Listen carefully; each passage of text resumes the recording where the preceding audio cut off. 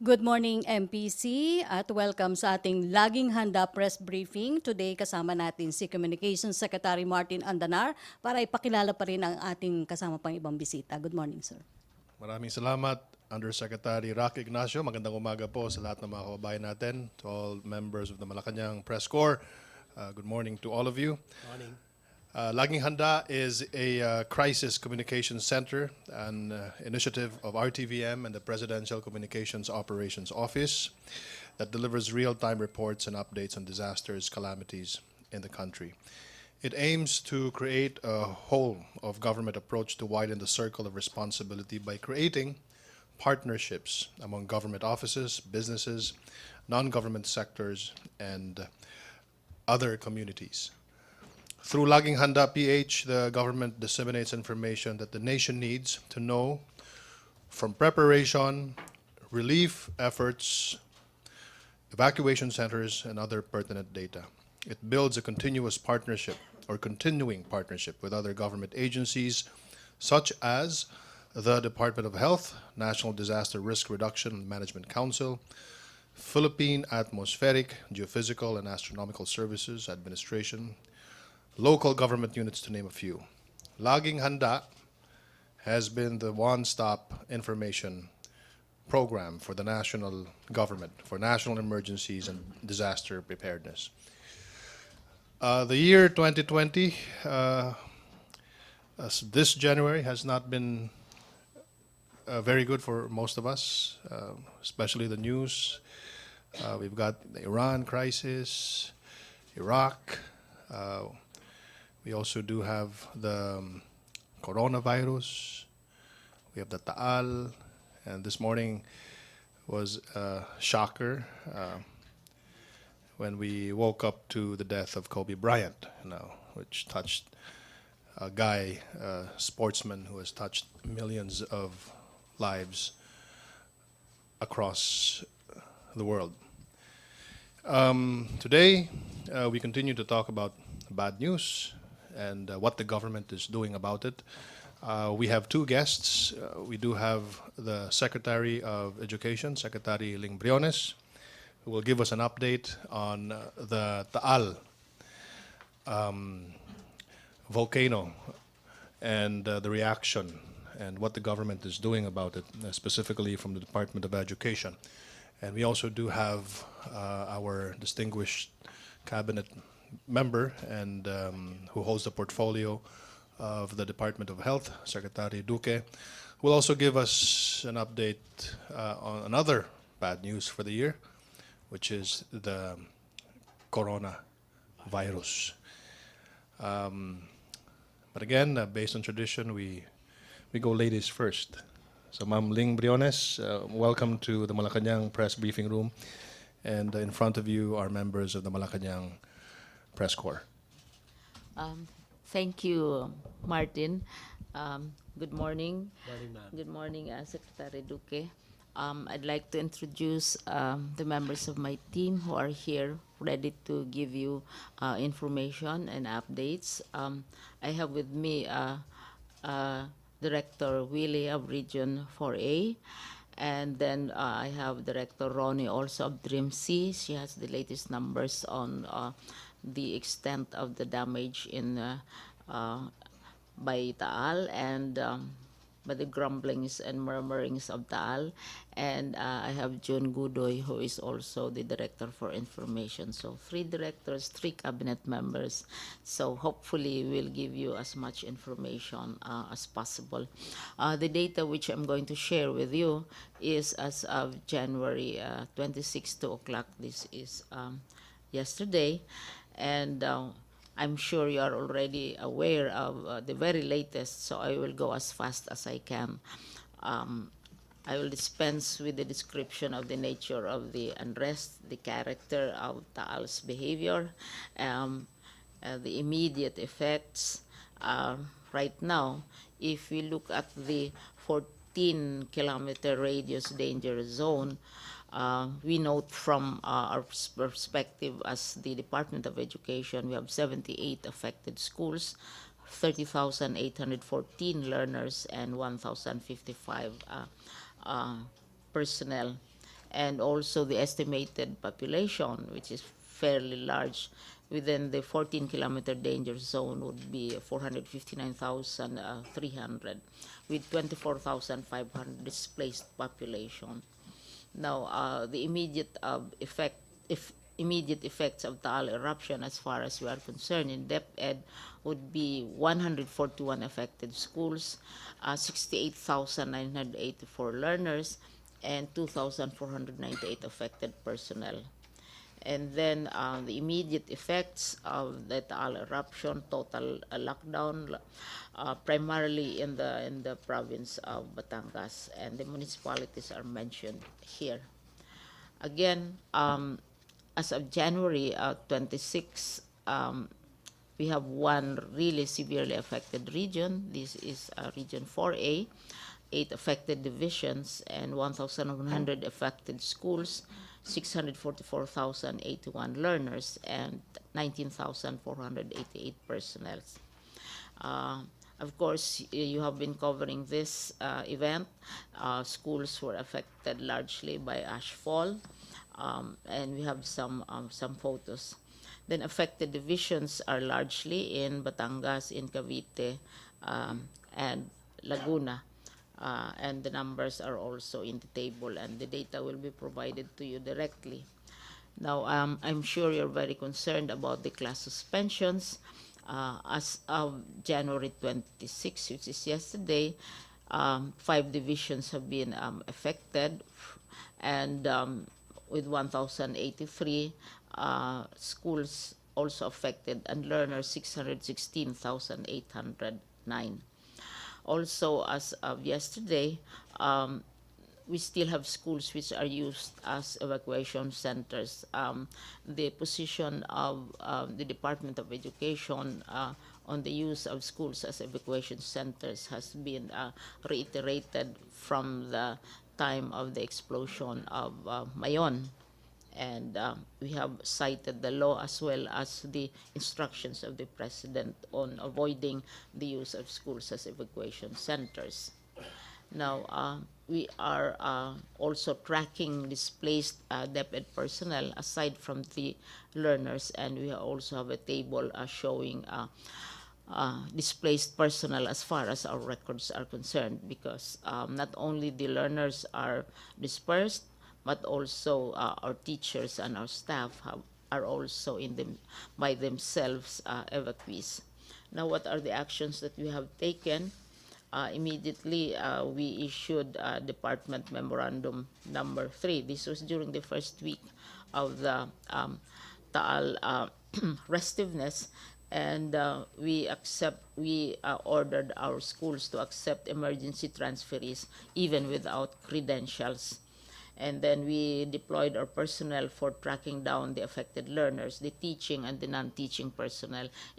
Of course, we're very, very concerned about our learners, but we also worry about our teachers and our non-teaching personnel because they themselves are also affected. We have provided, as far as possible, psychological first aid and psychosocial support. And then we have delivered alternative delivery mode materials to learners in evacuation centers. At the same time, and this is well projected in the media, thank you very much, we have reiterated the Republic Act 10.821, where we stressed, this is 5 years ago, with the Children's Emergency Relief and Protection Act, that as much as possible, schools should not be used as evacuation centers. And they can only be used as a last resort, and also for a maximum of 15 days. Therefore, we have taken action to coordinate with LGUs in the search for alternative evacuation centers. And we look forward to the time when the LGUs will be able to build more permanent evacuation centers or all-purpose structures. President Duterte in 2018 reiterated this particular law. The law was passed in 2015 and reiterated by President Duterte at the height of the explosion of Mayon, when the problems of schools as evacuation center was aggravated. Then we also have helped in the provision of clean-up and hygiene kits. We conducted a field visit to Batangas as early as January 17, and I had a direct look, an immediate look at the state of the schools which are being used as evacuation centers. In one school, for example, in Bawan, a high school, with 6,000 students and used as an evacuation center. Automatically, that means 6,000 students have been replaced. Taken out of their schools and making do with temporary shelters, etc. Also, we have declared as immediately that affected school teachers will receive their salaries and their benefits, suspensions or no suspensions. We also recommended as early as that by February 3, classes in Batangas that are reasonably distant from Taal can resume on February 3. But yesterday already, Governor Mandanas of Batangas already issued an order for return to work. And while suspensions are still ongoing, we would be preparing for a possible opening of classes by February 3. So, in anticipation of the return of our children to their homes, because the schools are their homes, we have proposed a modified school calendar, which was submitted by Director Willie, and we hope that we'll be able to complete the required number of school days face-to-face interaction by April. Um, so the next chart shows the modified school calendar. We'll be having classes on Saturdays and Sundays, with due apologies to our learners and our students. But in response to queries, if we can have our children graduate even without the classes, we have replied that they have to comply with the requirements, because this is a requirement of law. So we have a proposed modified school calendar which will enable the affected schools to catch up. And so this is what we are saying. Happily, the FIVOX on whom we rely for information on the developments in Taal has lowered the alert level to signal 3. We would look at this not as a complete, with complete relief. We look at this as a breathing space, an opportunity to catch up with what is lacking, to clean up and so on, and also to encourage local government to really comply with the law and answer positively the call of the president himself. We are also going to trace the displaced learners, etc., whom I ordered should be taken in with or without documentation. And we want to continue education and restore normalcy among the children's lives.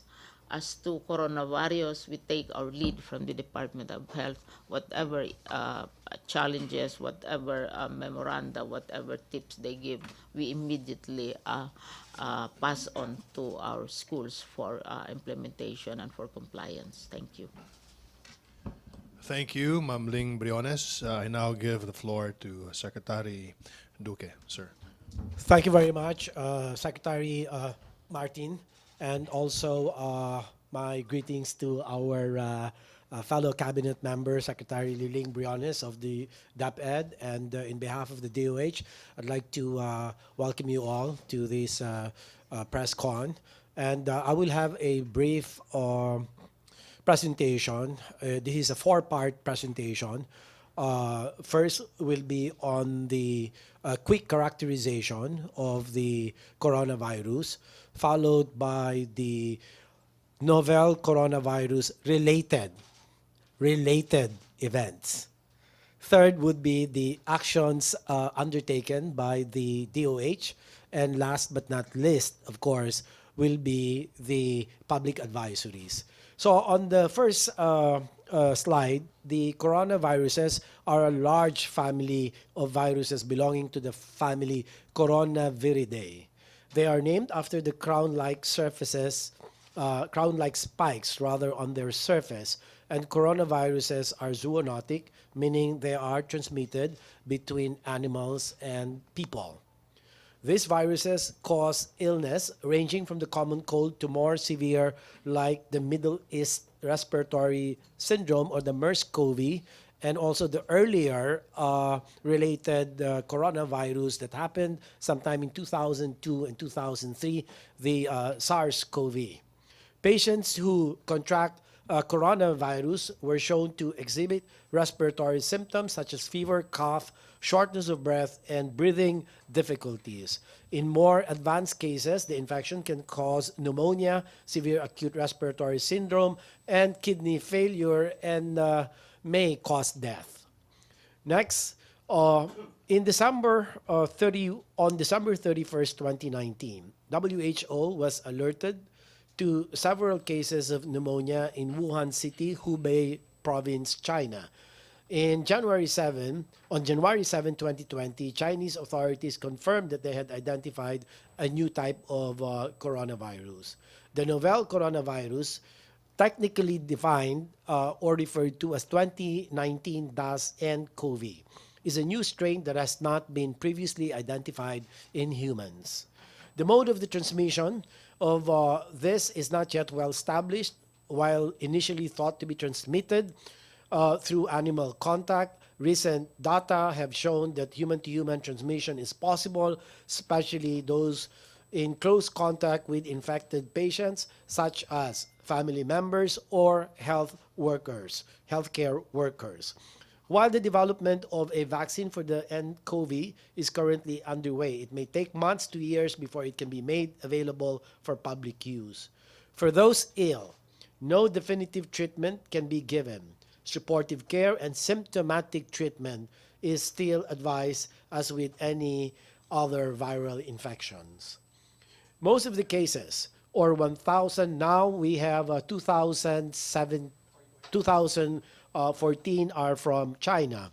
And this includes 5 cases in Hong Kong, 2 in Macau, 3 in Taipei, and others. No? There are confirmed cases, 4 in Thailand, 3 in Singapore, Australia, and France, 2 cases in Korea and the US. 1 case was reported in Nepal. I understand that Malaysia has already has 3 cases reported.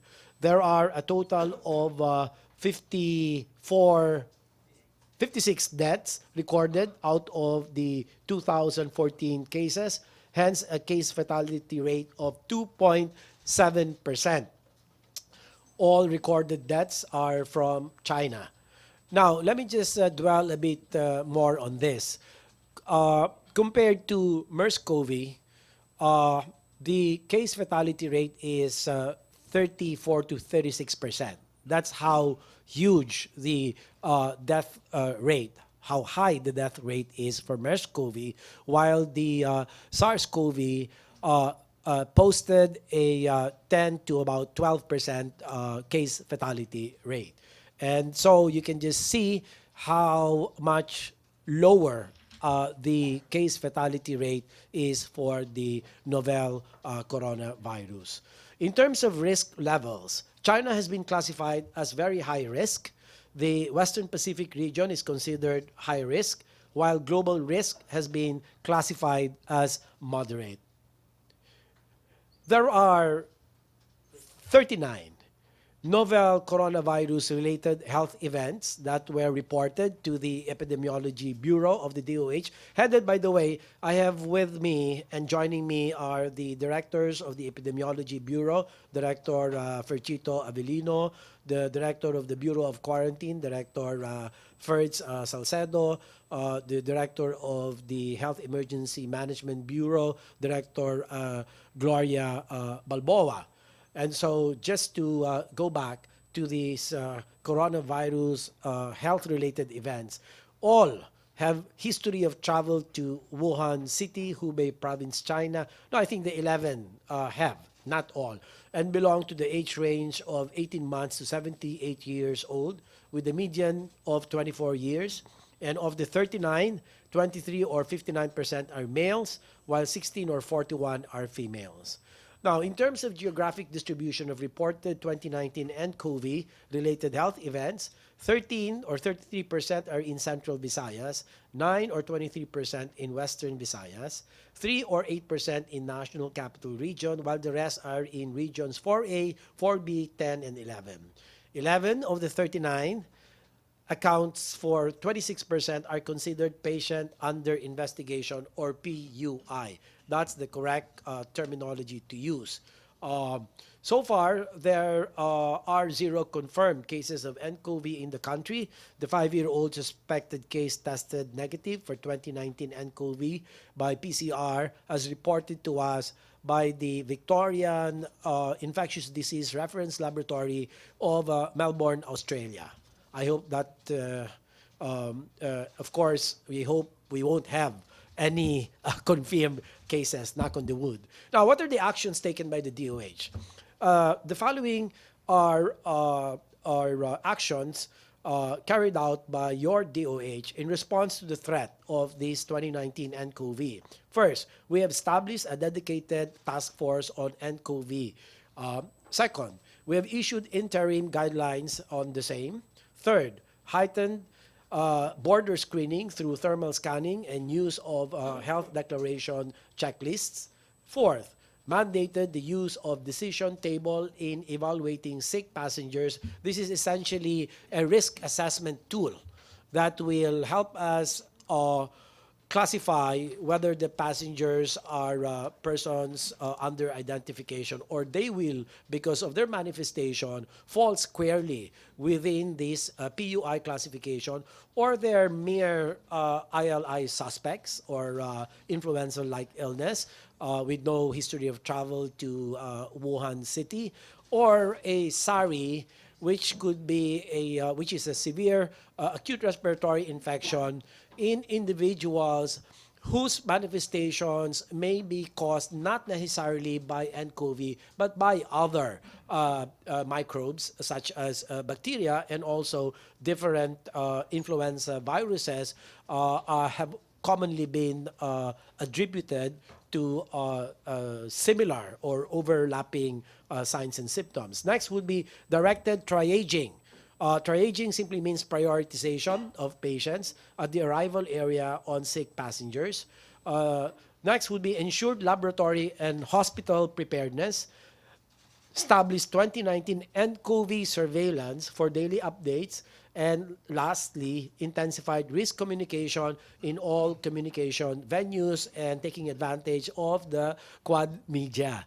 And I call upon the responsible media practitioners in our midst that let's not be used by unscrupulous groups whose agenda is to propagate infodemic. Infodemic means the spread of false or baseless pieces of information. And let's not be party to such a propagation, because otherwise this problem, this misinformation can be more viral than the virus that we all are guarding against. No? So this is an infodemic. We don't want to be party to its spread. Moreover, the PPEs, or personal protective equipment, are available at the Bureau of Quarantine, the Centers for Health Development, and DOH hospitals. DOH is also closely monitoring individuals who manifest signs of respiratory infection and had a history of travel to China, and is coordinating with WHO and the China Center for Disease Control for updates. Now, lastly, the public advisory.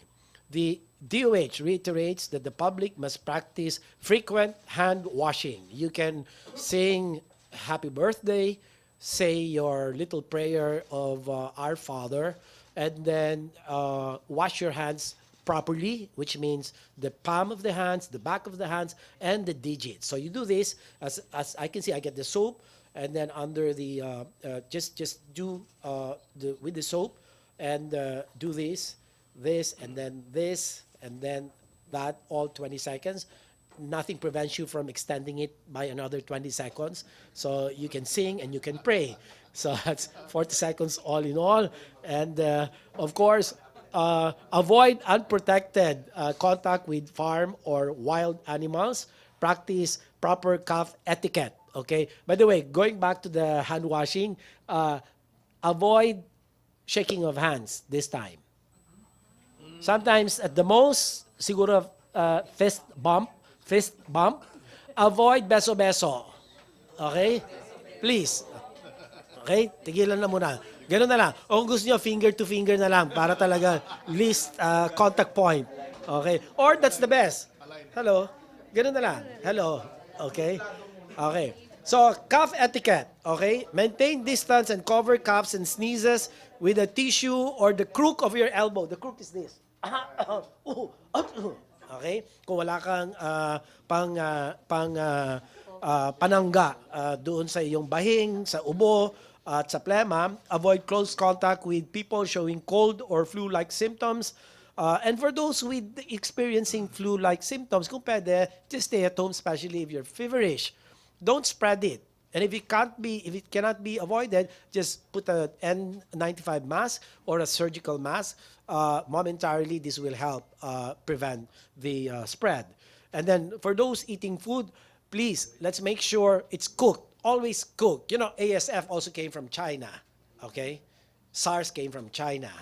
Okay, now this is coming from China. The food that needs to be taken in by our loved ones, the family, make sure that the preparation is adequate. It's really cooked. Hindi pwede yung half-cooked, yung pinkish meat that you see in the pork, especially in the pork. I urge travelers with symptoms of respiratory illness, either during or after travel, to seek medical attention immediately. And I call upon all of our health facilities to enhance standard infection prevention and control practices, especially in our emergency departments. We must always be ready. Thank you.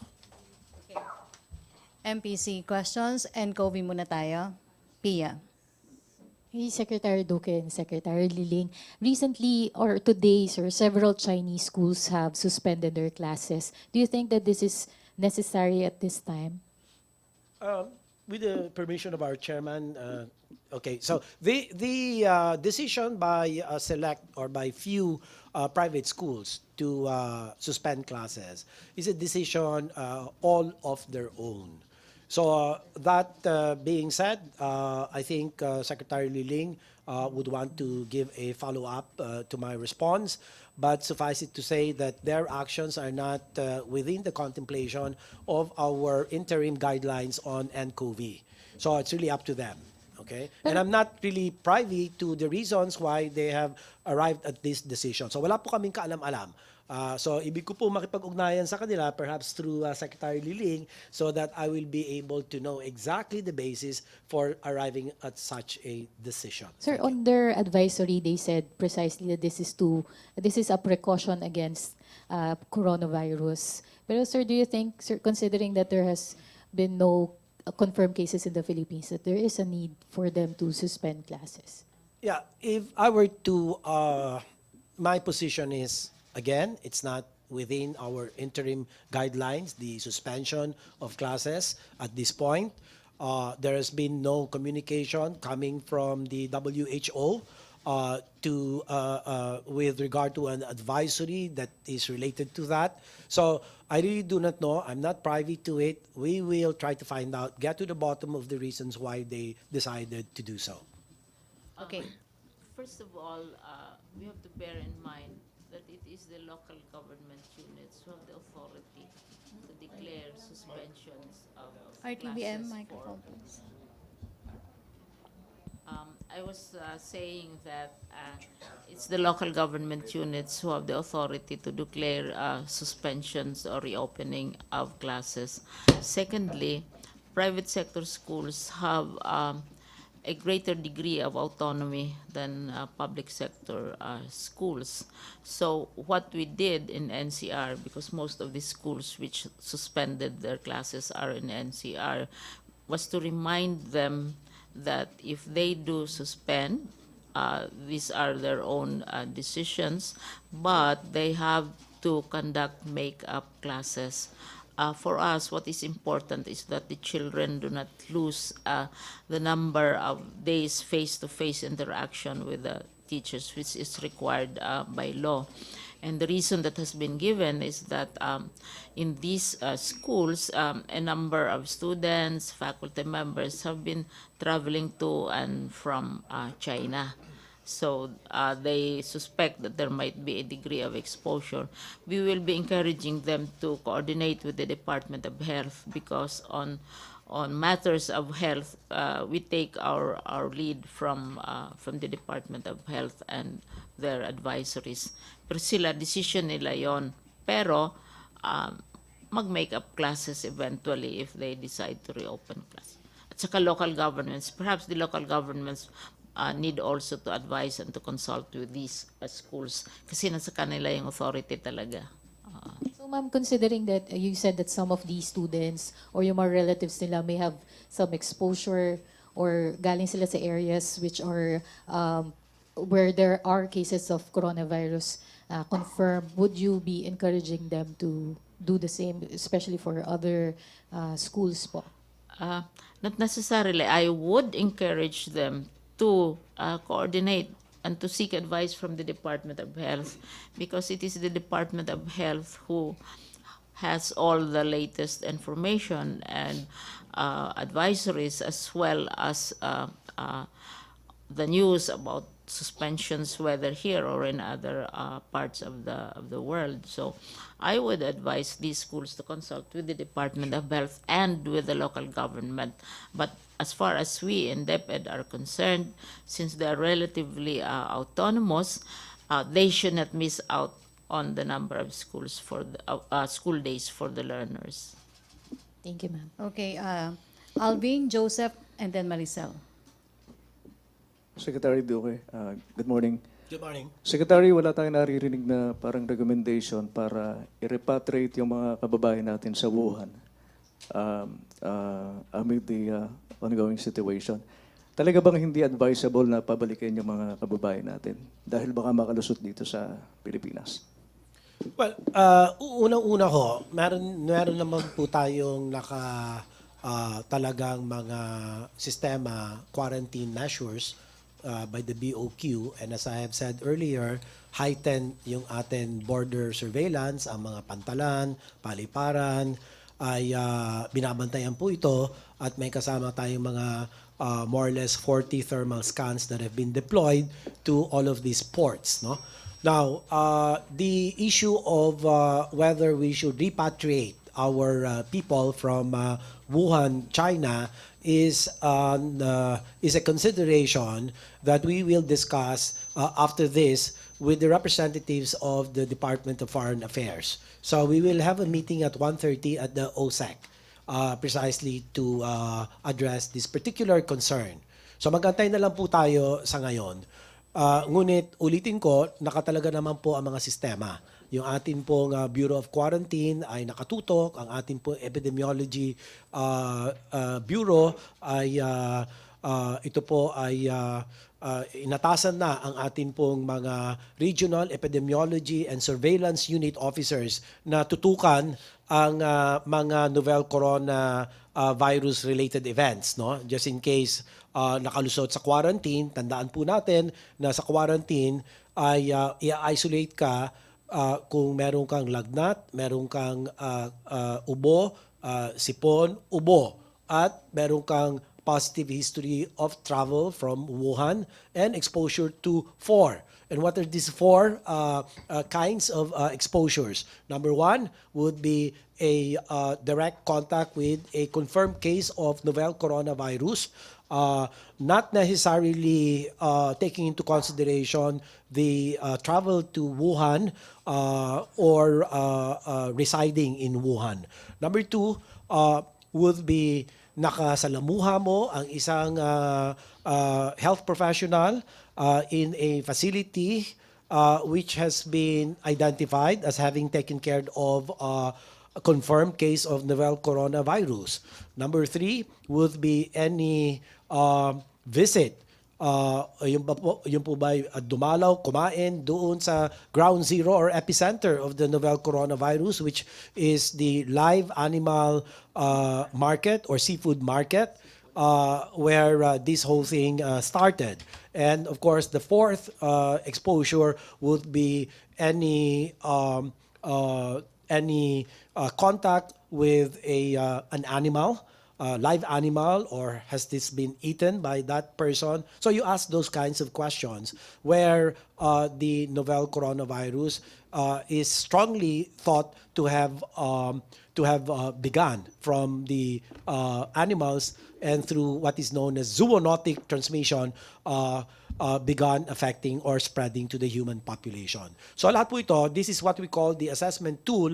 Meron tayo dyan, positive, positive, positive do sa apat. Meron positive, negative, positive, positive. Meron tayo negative, negative, positive. Meron na tayo, kompleto na tayo dyan. Para lahat po ng mga tao natin, pati sa mga ospital, pati sa mga komunidad.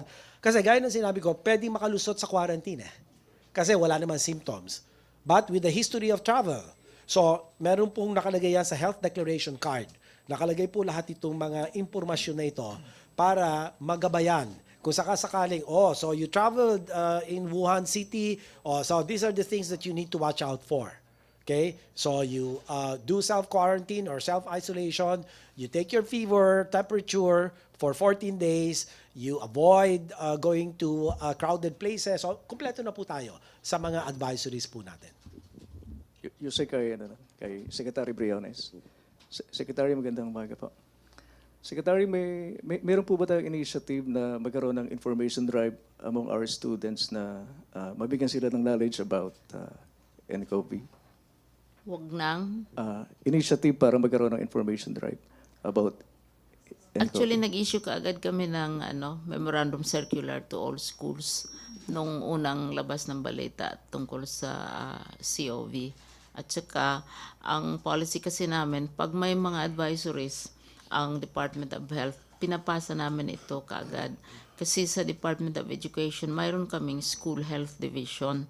Pero yung mga technical information, advisories, are really based on Department of Health issuances. At saka kasama naman sa curriculum yan, with or without any threat of an epidemic or whatever, kasama naman talaga yung hygiene sa mga bata. At saka yung natin, very effective yung we have water faucets available. At saka mga bata tinuturuan ng hand washing, at saka pag-inom ng tubig, toilet facilities, hygiene, kasama naman yan sa pagtuturo. Pero dapat bigyan ng additional emphasis yan. At saka inaano namin lahat ng mga officials namin to immediately share whatever advisories the Department of Health issues. Kasi ang expertise na sa kanila, pero yung mga potential patients, God forbid, would be largely also our students because there are 27 million of them all over the country. Kaya nag-issue kami kaagad. Kung anong sasabihin nila, ipapaalam namin. Salamat po, sir. Okay, Joseph, Maricel, Ina, then Henry. Secretary Duque, good morning po. Can I focus on the 11 under investigation cases? Could you give us a little more background? For example, if you can tell us sa mga saan areas to and latest tests that have been done and the circumstances of these cases, please. Yung on a more granular level, it will be difficult for us to give you, exactly where they are, where they're being hospitalized because of the privacy. We don't want media going there and exposing yourselves also to, we really don't know. Because they're right now under investigation, which means that the specimen, the throat swab, the nasopharyngeal swab specimens have been sent to RITM, and RITM is currently running the test. the results of which we expect within 24 to 48 hours. And if it's negative, we send them home with the proper advice as to how they should take care of themselves. However, should the test yield positive result for non-specific, okay, non-specific pan-coronavirus, then that gets sent to Melbourne, Australia for confirmation. Okay, so while that is happening, the patient will not be allowed to go home. They will be staying in isolation rooms in the hospitals. But suffice it to say for now that there are 11 PUIs. All had the travel history of in Wuhan, China, and then the onset of illness. I have the different onsets of illness, and then the laboratory results. I also have here 1, 2, 3, 4, 5. So 4. 1, 2, 3, 4. Yielded different results, no? Yun na nga, yung nauna, yung boy from Cebu, Wuhan National, negative for MERS-CoV, negative for SARS-CoV, but positive for the pan-corona, non-specific coronavirus. So that was sent, and now it's negative. Now, for the other one, influenza A viral RNA detected. Influenza A is, if you recall, AH1N1 pandemic of 2009. This is the same. It's now become part of the circulating influenza viruses. There are two types, alpha influenza virus and the beta influenza virus. So this is the alpha, which was detected. Again, MERS-CoV, SARS-CoV, viral RNA not detected. So again, in one other case, SARS-CoV viral RNA not detected, no panel pathogens detected. So yung panel, which means they run several tests for several viruses and bacteria, not any one of those yielded positive. So antayin na lang po natin because there are 4, so about 7 pa. The specimens are undergoing testing by the RITM. RTM level yun, sir. So pagka meron po sila nung ano ba yun? Pan-coronavirus. Pan-coronavirus, that's the time that you have to send. And can be considered as a possible case of nCoV? Yeah, well, you can say that it's a possible, but unless confirmed, I advise that you don't say it's a possible case. Just person under investigation. PUI. That will be the more generic term, safer. So can you at least give us maybe profile of these 11 people? Are they all Filipinos or? No, they're all Chinese nationals. So yun pong... Then there are also Brazilians now, German, and an American. Okay, so Chinese. Ilan po yung Chinese? From the 11? Yeah, can you just do that? It's too detailed. Yeah. Yeah, can we give it to you later? Okay, Yeah. sir. Konti pa. Konti pa. Meron pa tayong 5 Diyos sa pagtatanong. Sa nCoV pa Oy, rin muna. iinom kayo ng tubig, ha? You guys, especially when you're working in closed spaces, very low temperature, water is very important. So if you notice, we've been drinking water to keep your throat moist. This is not just tungkol usapin nCoV, kundi marami pong mga mikrobyo, marami po tayong, yun na nga, influenza A, influenza B viruses, meron po tayong Streptococcus pneumoniae, meron po tayong Haemophilus influenza, ang dami-dami pong mikrobyo dito sa Pilipinas na pwede hong humantong sa mga malubhang komplikasyon, lalo na po ang mga matatanda. With all due respect to our she's very healthy, by the way. She's one of the hardest working members of the cabinet, truly an exemplar and a source of inspiration. My staff will get sick. Yeah. You know, But sila mga bawal siyang inuubo, magkasakit daw. napapagod. Tapos, So keep sorry, your throat I'm moist. still around. Yes, ma'am. Okay. You're indeed blessed. Marisa, meron tayong 5 pa sa nCoV and then baka may gusto nagtanong ng Taal, ha? Okay, Maricel. Secretary Duque, good morning. Sir, follow-up lang yung kay Joseph. So, sir, once na nag-positive dun sa RITM, ipapadala sa Melbourne, how long will it take bago lumabas yung result to know whether they are positive or not?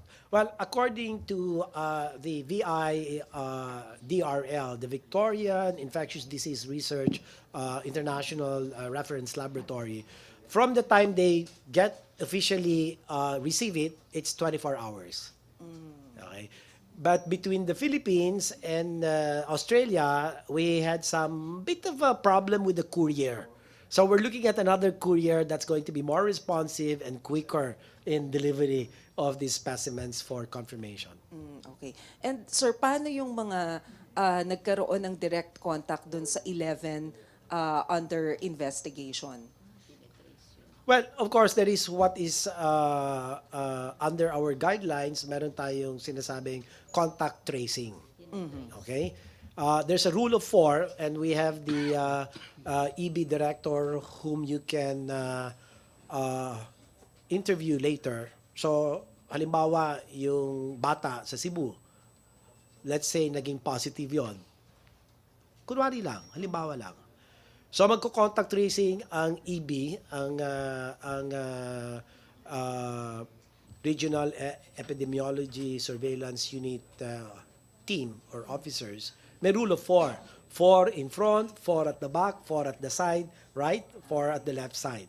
So then they're going to get the flight manifesto to look at the relative positions of the passengers.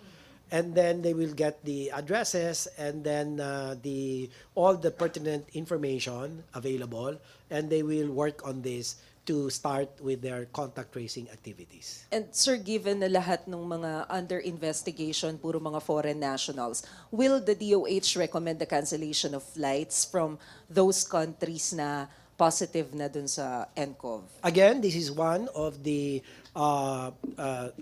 issues that we will address together with the Department of Foreign Affairs. So ayaw ko naman po magsalita o pangunahan ang Department of Foreign Affairs at hanggat kami po ay magkaroon po ng consensus at aming pong ihahayag sa ating pong mga media practitioners kung ano po ang mga susunod na mga hakbang na dapat po natin isulong para bandang huli po ang kapakanan ng ating pong mga mamamayan ang nangingibabaw sa lahat. Okay, last for sa NCOV, baka gusto niyo magtaal si Henry, Ina, Ace, and then Pia. Henry. Secretary Duque, Yes, sir. magandang umaga po. Yun yung sinasabing pagkalat ng coronavirus dahil daw sa umano ay pagkain o paghigop ng sabaw ng paniki.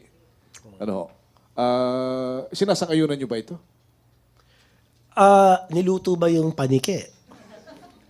Baka naman diretsong sinabawan na lang yung buhay na Ang paniki. kumakalat to ngayon sa social media, parang Ginawang kilawin. parang yung paniki, sinakal lang ho, at saka sinakay sa sabaw. Pero, Secretary, ang tanong ho ay ganito. Marami kasing mga kababayan natin ang kumakain pa rin sa mga iba-ibang probinsya ng mga exotic foods, ano ho? Ahas, yan, may mga kumakain din ng paniki, doon niluluto naman ng maayos, aso, ano ho? Ano yung mga hayop na hindi dapat kainin at delikado sa kalusugan ng tao? Marami-rami po ito. Siyempre, yung pong mga aso, hindi mo alam kung may rabies, no? Kung may sakit na mga ganon, pusa. Of course, wala pa akong alam na kumakain ng paniki. Alam ko, ang daga, kinakain yung mga sa agricultural lands, no? Yung yan kinakain. Dapat itigil po natin ito. Kung hindi naman maiwasan, yung mga ahas, meron po talagang kinakain. Yung mga bayawak, yung pong mga, anong tawag mo doon, lizard, bayawak, yung mga yan, kinakain. Pero ginagawa adobo, ano, masarap. Nakatikim na ako ng yung bayawak, ano, pati itlog, gano'n. Pero lutong-luto. Talagang kailangan iluto mo dahil sensitive naman itong mga coronaviruses sa init. So pagka, I think, 53 degrees centigrade, they will be neutralized, no? So dapat po ito ay talagang ihanda ng maayos, huwag kakain ng hilaw. Rule number 1, never eat raw meat. Okay? Maraming pwedeng sakit pong ibigay yan sa atin. Okay, so your advice ay huwag kakain ko hanggat maaari, huwag na kakainin ito. Oo, kasi yan po, marami pong mga sakit ang tao na nagsimula po sa mga hayop, yung zoonotic transmission kung tawagin, yan po SARS nanggaling sa civet cats, okay?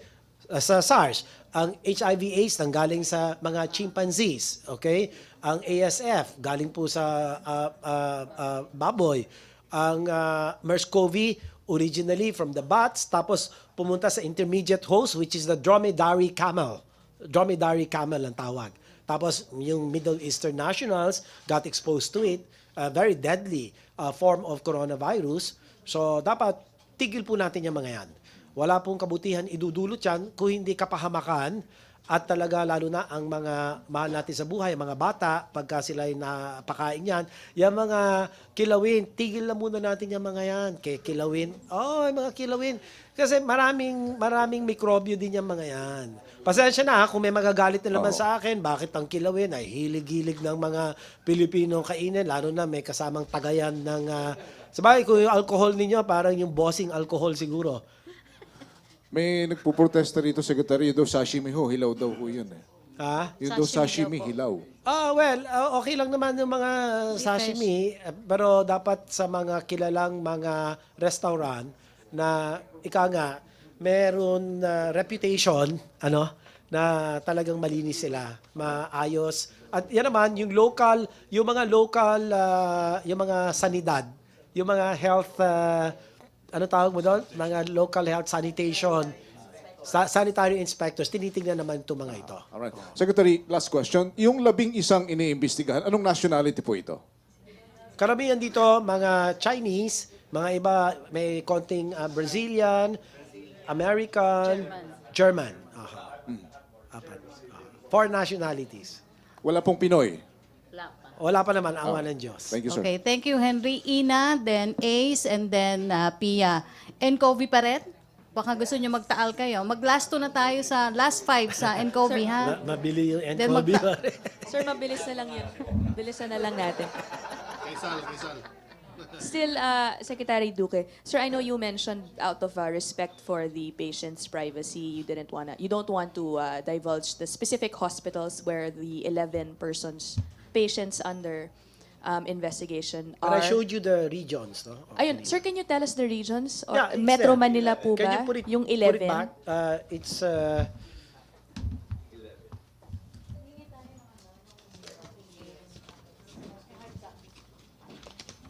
ito, Central Visayas, 13, 9. Sir, yung 11 po na under investigation. Ay, hindi ko na masabi kung they're dispersed across these regions. Yeah, only the regions. Okay, Metro Manila, Mimaropa, Northern Mindanao, Western Visayas, Eastern Visayas, Central Visayas. Ito yung 11. Okay. Sir, sorry, hindi kasi narinig. Metro Manila, Mimaropa, Northern Mindanao, Western Visayas, Eastern Visayas, and Central Visayas. Okay. Sir, may we ask, ilan po yung nasa Metro Manila? If you can give us that data. Ayan. Ayun. Yeah. Ang laki kasi. Picture na lang. Okay. Sir, I know you talked about, PUI lang itong mga to, ha? yes. Sir, you mentioned kanina po yung infodemic na tinawag ninyo, but I just have to ask it because yesterday, I'm sure nakarating na po sa inyo yung rumors of suspected case in a hospital in Binondo. There's also rumors of one in Alabang. Yeah, the rumors are kabilang ba careless yun? because they're saying that this is positive daw for coronavirus. So how can that be positive? Nobody knows because number one, we do not have the capability right now to identify the novel coronavirus. That's why we're sending them for confirmation in Australia because we still don't have that capability. However, the Japanese counterpart of RITM, the team will arrive on Wednesday to bring in the primer. The primer is a part of the identification, this is like a tool with the reagent, no, to identify whether the uh, novel coronavirus or the suspect coronavirus found here is exactly the same as the one in Wuhan, China. So, nag-originate yung primer na ito from China and they gave it out to the different countries. Okay. Hindi naman po, sir, kaya baka nabanggit po yung dalawang hospital, yung isa sa Alabang, isa sa Binondo, because I know, baka nandun yung patients under, meron po dong PUI. PUI. Hindi ko alam kung may PUI. Can you just check? There's one in Alabang but not in Binondo. Yeah. Okay, in Alabang. Asian Hospital po, sir, yung nababanggit. Huwag nyo na sabihin yung hospital. Mamaya, Okay. doon kayo dumiretso. Okay, sir. Tapos Sir, last na lang po mananghalian, no? Sige. from me. Nasa graphics. Sir, you Hello, mentioned... hello. Sir, yung data po na binanggit ninyo kanina about the much lower mortality rate of the novel 2.7. coronavirus. It's hovering Is that- around. We've been tracking this down since about almost 2 weeks ago. The case fatality rate is hovering around 2 to 4%. So 2.5, ngayon 2.7. Yesterday was 3.6%. So hindi naman lumalampas. Okay. So it looks like, in fact, the bigger the number of infected people, mukhang the smaller the case fatality rate, which is okay. But syempre, as a public health practitioner, any one death is one death too many. Okay. Sir, but is that also, I mean, stressing that figure, is that your way of telling people na wag masyadong mag-alala? Because, you know, many are concerned about the quick, supposedly, spread of the virus, and yet you're saying hindi naman po ganun kataas yung mortality rate. Is that your way of sort of allaying fears na, bakit, you know, to avoid panic? You can say that, but what I'm just saying is factual based on the data, and I would not want to say anything more than that. And I leave it to people like you to analyze this statement. But basta suffice it to say that comparatively speaking, relatively speaking, it's much lower than MERS-CoV and SARS-CoV. Okay, last 5 sa nCoV. Ace, Pia, Rosalie Cos, Francis, and then Joseph. Last 5 na to, ha? nCoV. Secretary, kasi maraming kumakalat nga na rumors about yung sa nCoV. So for the record, para lang hindi na magkaroon ng mga ganong disinformation and misinformation, paano ba natin, can you discuss in briefly, paano ba natin kino-confirm yung cases nung nCoV? Ano yung process from, alibawa, may na-observe na symptoms until lumabas yung test results? Yun, meron tayo kasi sa Bureau of Quarantine. So lahat ng mga biyaherong papasok, they will be subjected to thermal scan. Kung may lagnat, very courteously, respectfully, set them aside, this patient, and then it will be investigated. They will be asked a set of questions.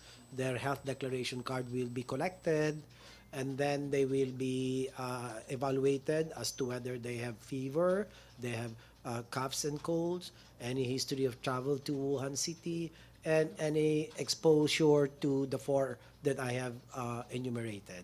So kung lahat po yan positive, so ang gagawin po, number 1, this will be treated as a person under investigation.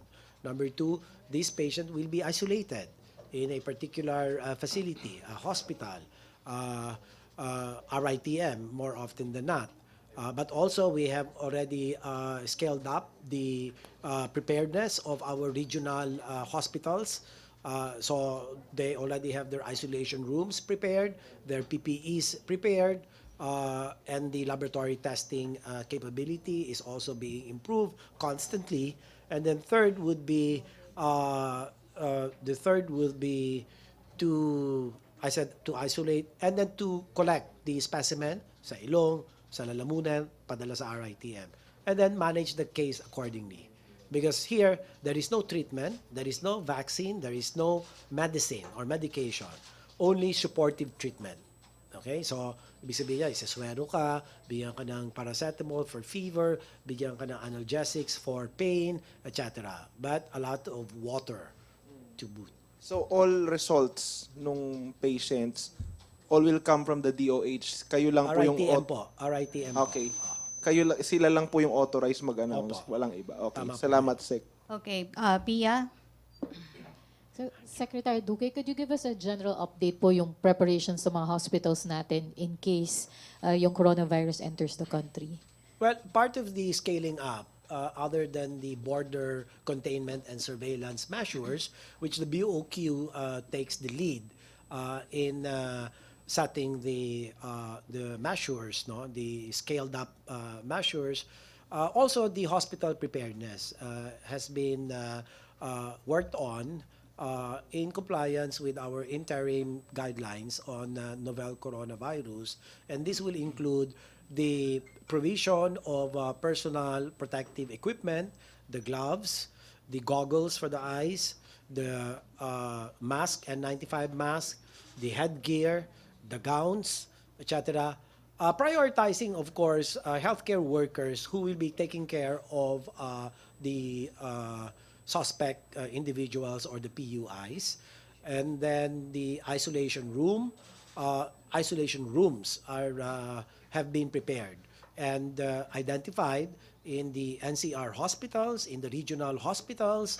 So everybody is now aligning their various preparations in accordance with our interim guidelines. Another question, patanong po ng office. Could you give us an update po dun sa American na PUI who is reportedly being investigated sa Eastern Visayas, sir? Yeah. Yeah. Samples are with RITM. With RITM. Wala pang resulta. So we'll await for the results. We will give you daily updates on this. This is part of our mandate is to give you updates. Last na lang, sir. A lot of unverified information circulating, causing panic. What is your appeal to the public, sir? For example, they don't seem to understand that the Philippines does have coronavirus, just not the 2019 nCoV, pero nagpapanik pa rin, sir, yung mga tao. Huwag po tayong mangamba. Ang maniwala po kayo sa inyong Department of Health na nakikipag-ugnayan oras-oras sa WHO. Meron po tayong country representative. Ang pangalan po niya si Ginoong Dr. Rabi Abiyasinge. Ito po ang ating pong tulay sa gitna ng DOH at ng ating Chinese Center for Disease Control and the Chinese Ministry of Health, and also connects us to WHO Geneva.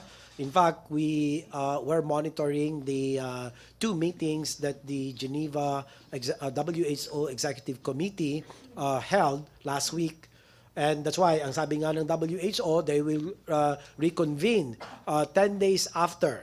That was Friday, so we will wait whether they will declare that the nCoV in China is already has reached public health emergency of international concern, PHEIC, or to whether it is timely to declare a global health emergency with regard to this, no? So, wag po kayong basta-basta maniniwala sa inyo po mga nababasa sa mga social media nang wala pong malinaw na batayan.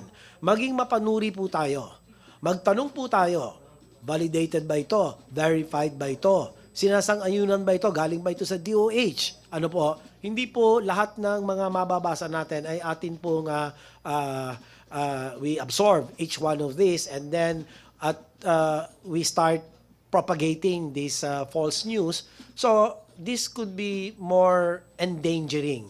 The viral spread of false news can cause a lot more societal injury. Okay, last three. Francis, Rosalie Cos, and then Joseph. Good morning, Sec. Tanong ko lang, sir. na-inform niyo na ba si Presidente about yung mga latest update dito sa coronavirus? At in case na may ma-confirm or may mga confirmation nga na mayroon ng coronavirus dito, sir, ano ba yung parang steps na gagawin ng government? I mean, yung pag-a-announce na kung meron na nga, si Pangulo mo ba mag-a-announce na meron ng warning dito sa atin, sir? Hindi naman na kailangan dahil very busy din si Pangulo. Marami din siyang mga issues na kanyang tinutugunan at iiwan na lang niya yan sa kanyang mga kabinete katulad ko bilang magbigay ng official announcements. No po. So antay na lang po tayo for the latest updates. We will make sure that we will provide you verified, validated information to the best of our capacity. Okay, Rosalie. Good morning po, Secretary Duque. Yes, Apo. Rosalie. Regarding po sa mga Chinese national na galing mismo ng Wuhan City na nag-arrive pa po sa Aklan last Friday, ano pong masasabi ng DOH? Meron daw pong 80 plus Chinese nationals na hindi kasamang bumalik sa Wuhan. At kung may contact tracing po ba tayo sa kanila?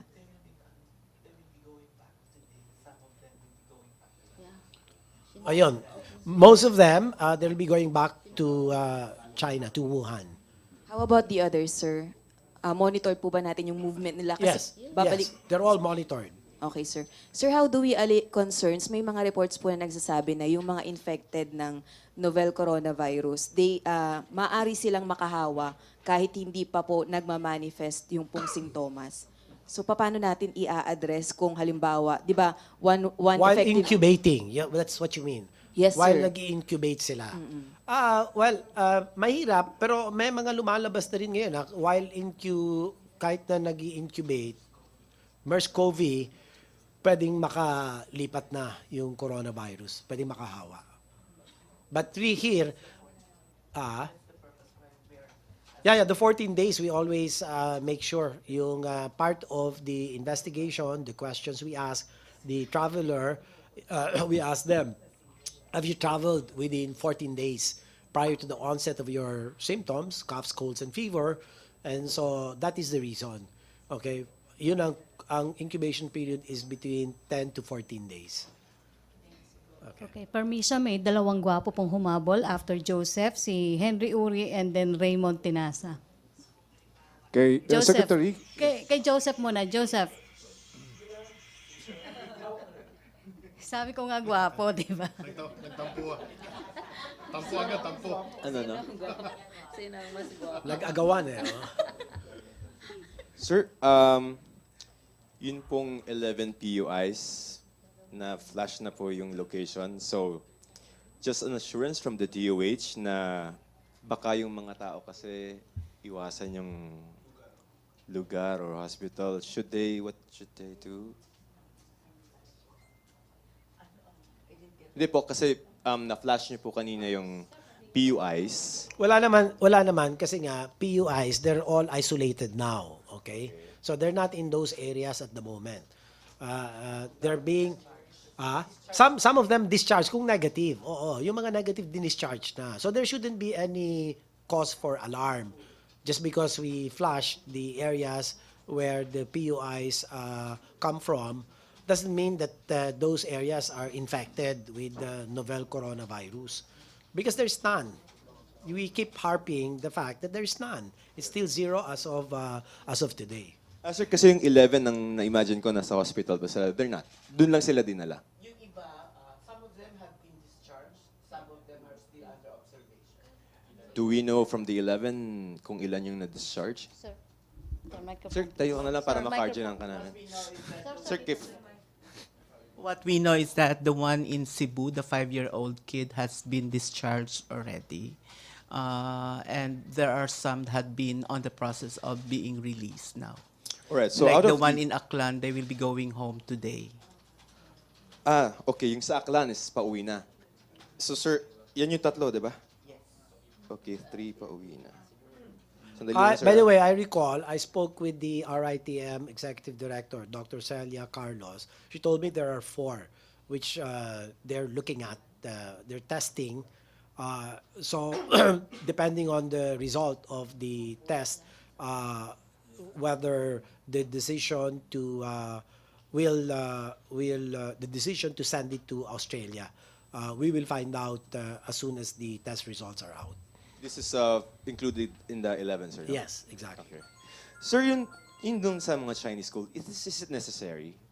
Sorry? Necessary po ba yung ginawa nila to suspend the classes? In Kasi China? baka may, hindi. Sir, yung mga Chinese schools dito. Yeah, I really don't have any idea. Kasi because- baka may sumunod na mga schools. Oh, basta babawian sila sa bandang huli by extending classes, by doing makeup classes according to Secretary Liling. But insofar as the DOH is concerned, we're not aware of the reasons why they decided to suspend classes. There's really no need as of now. There is no indication. Okay, sir. Thank you. Okay, last two na tayo, ha? Raymond, sino yung mas gwapo dyan? Mauna. Bago yung gwapo.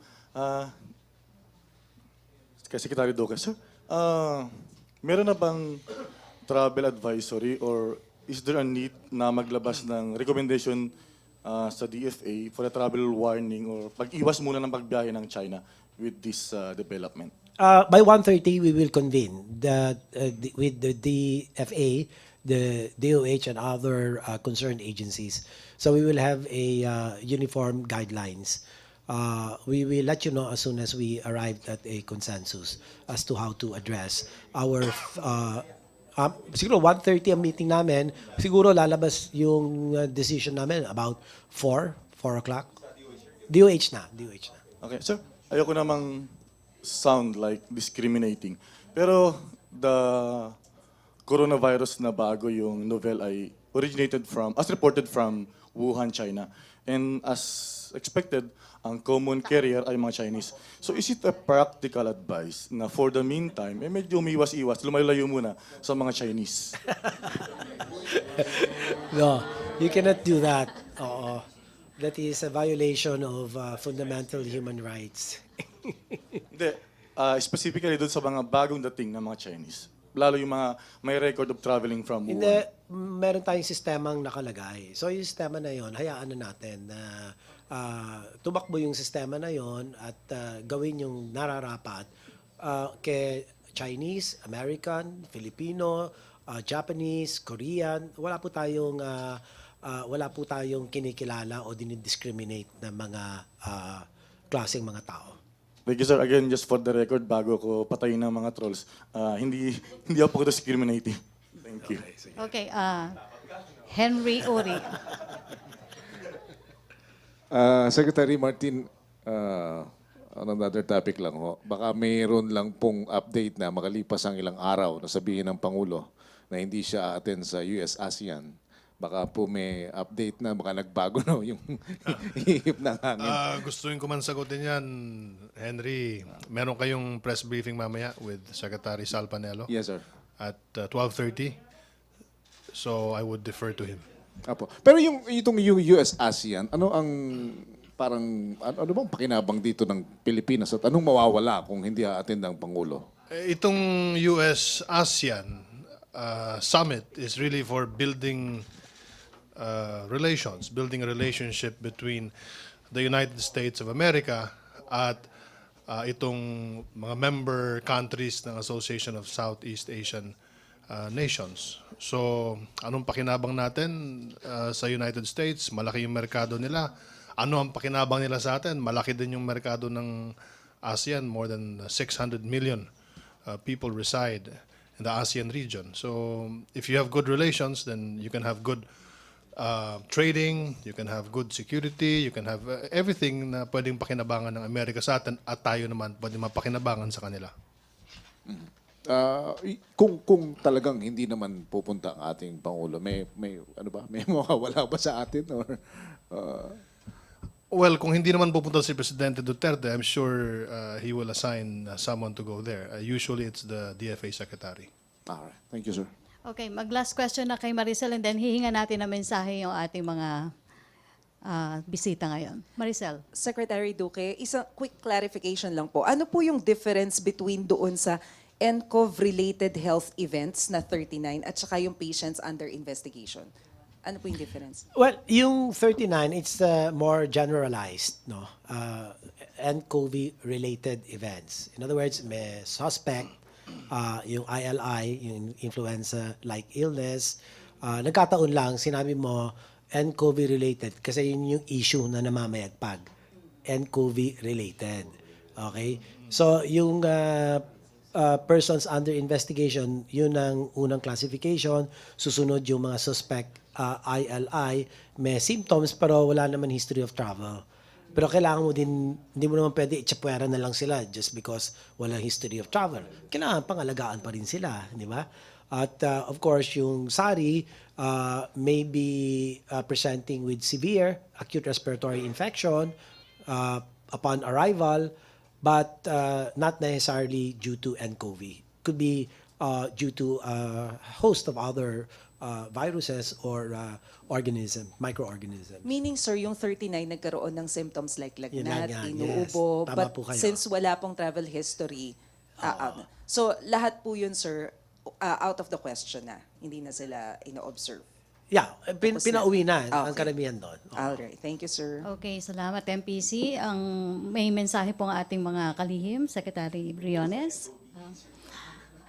I cannot resist responding to the question of age when I was confirmed. Noon, during my confirmation hearing, somebody remarked on my age, and my answer was that there is no correlation between the state of my knees and the state of my brains. And the quickness of mind or the slowness of mind is not determined by age. If one is born already with a generous amount of matter between your ears, whether you're 18 or you're 80, it's there. But if you are born with very little, then whether you are only 3 years old, it's not there. So age is not a factor, especially at this time.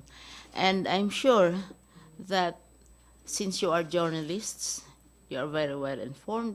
You have read Harari, of course.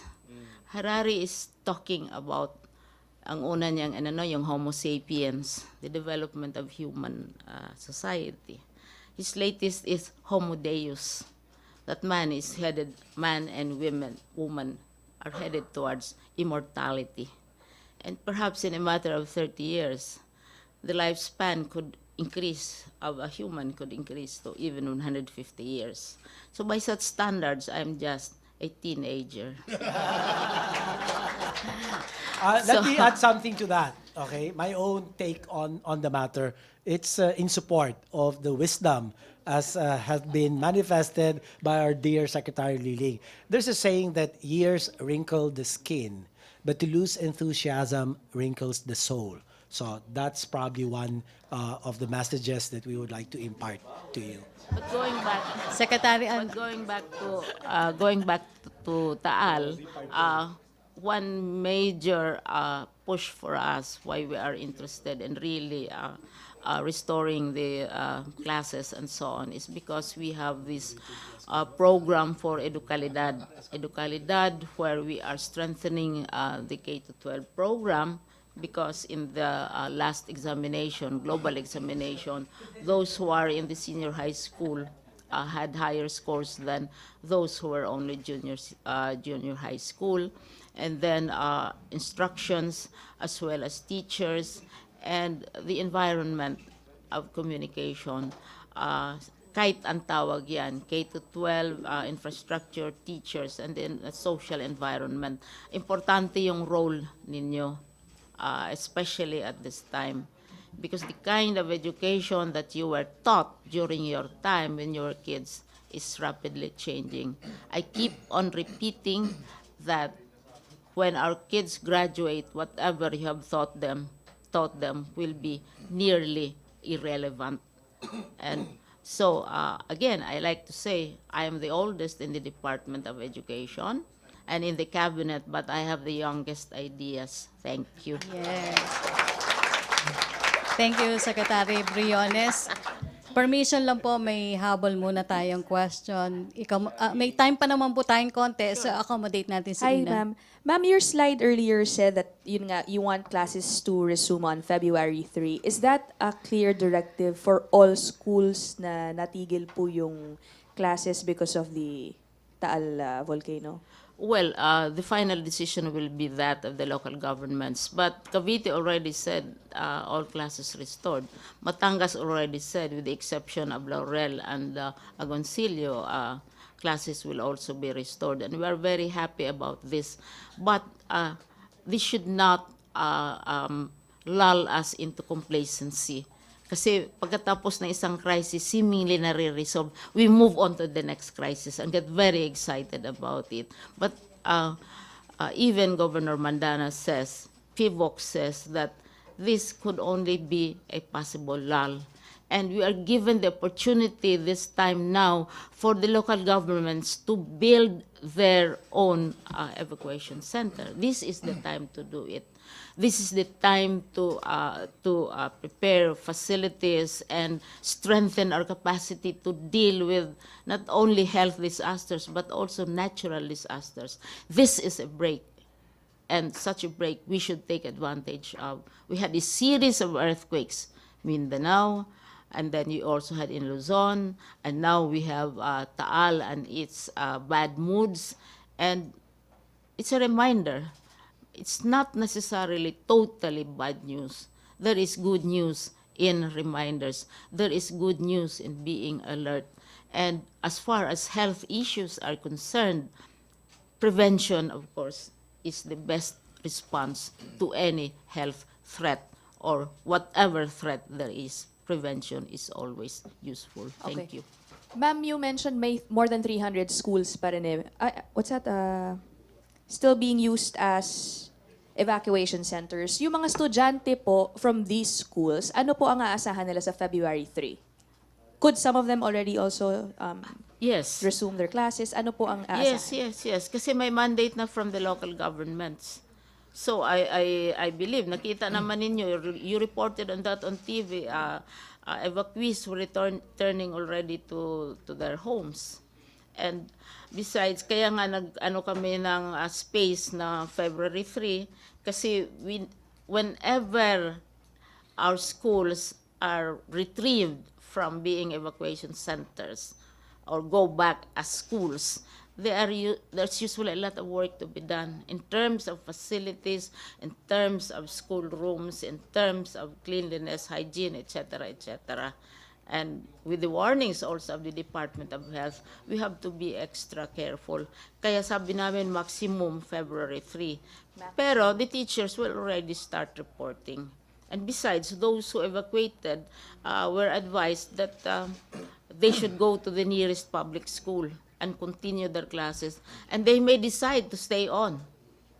Because I would assume that not all will return.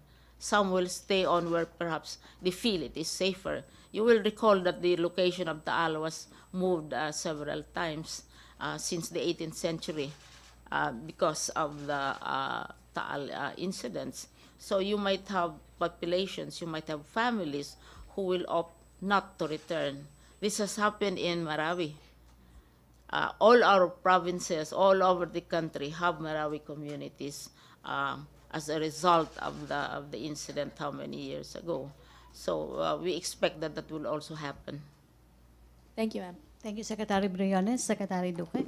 Just very quickly, I defer to the words of wisdom of Secretary Briones, and I see no need to say anything more, save for what I've already said.